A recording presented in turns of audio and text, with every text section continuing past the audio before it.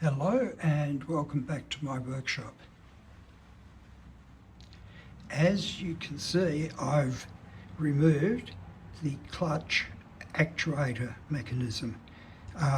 With the metal shaper, with the Butler metal shaper, there was a problem that the clutch would start to slip out of engagement, and I think the problem is in the actuator mechanism.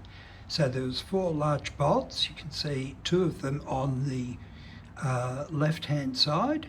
I removed those, and this mechanism basically just fell out of its engagement. So, having taken this apart, I'll show you what the shaper looks like. So you can see here, this is what the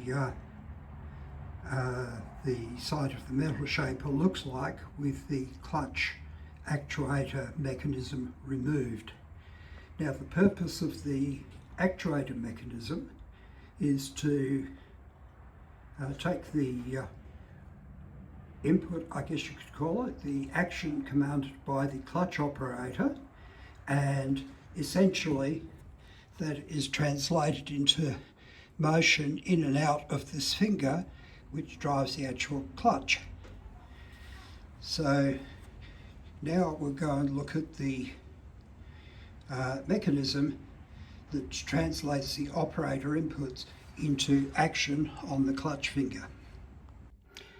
Now, this item in the chuck, I think I would call it the clutch actuator yoke. There are a pair of fingers that grip around here, and the fingers move the actuator in or out while the mechanism is spinning. And the finger that I pointed out earlier, the finger sits on this metal.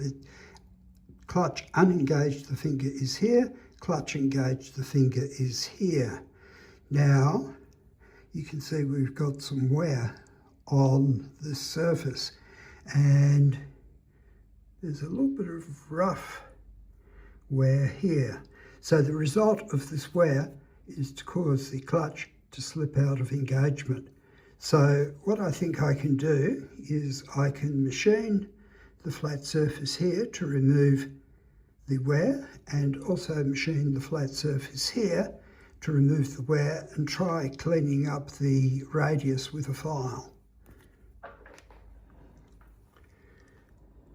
And you can see here is another spot where some wear has been occurring.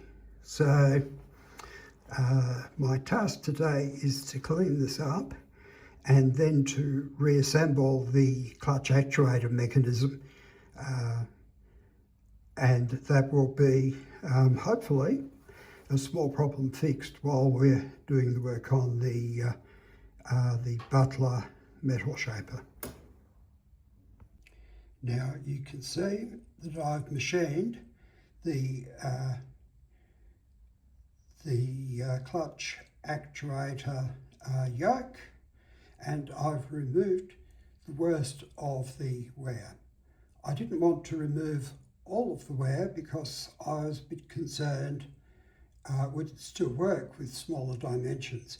So I've used a 90-10 rule. I've taken out the worst of the wear, and I expect that the clutch will be back to working just fine. But I'll find this out in a few minutes when I reinstall everything. Here are the fingers that drive the clutch actuator. The thing which is interesting to see about them is that they've been seriously worn, and then they've been bronzed or brazed to build them back up. You can see this one here.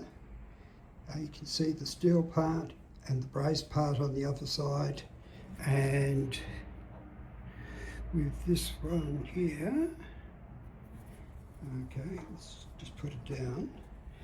That one there, you can see that the brazing, you can see the flow of the brazing where it hasn't completely filled the void, let's say.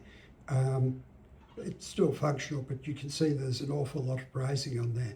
So there has been quite a bit of work done on the Butler metal shaper at some time in the past. My idea was to put the casting back on that is the bearing for the main drive shaft here. But I was rather surprised when I went to put it back on that it actually bolts onto the base casting of the shaper. So as I'm going to be moving the body so I can get at the underside of the body of the shaper, it'll be separated from the base casting, so I can't put the that casting back on until we've done the work on the bull gear. So a little bit later I'll be moving on and undoing the bolts that attach the body of the metal shaper to the base of the metal shaper. Once those bolts are undone, I'll be able to tilt the body over to get it in a position that I can remove the swinging arm. So we'll see how we get on with that.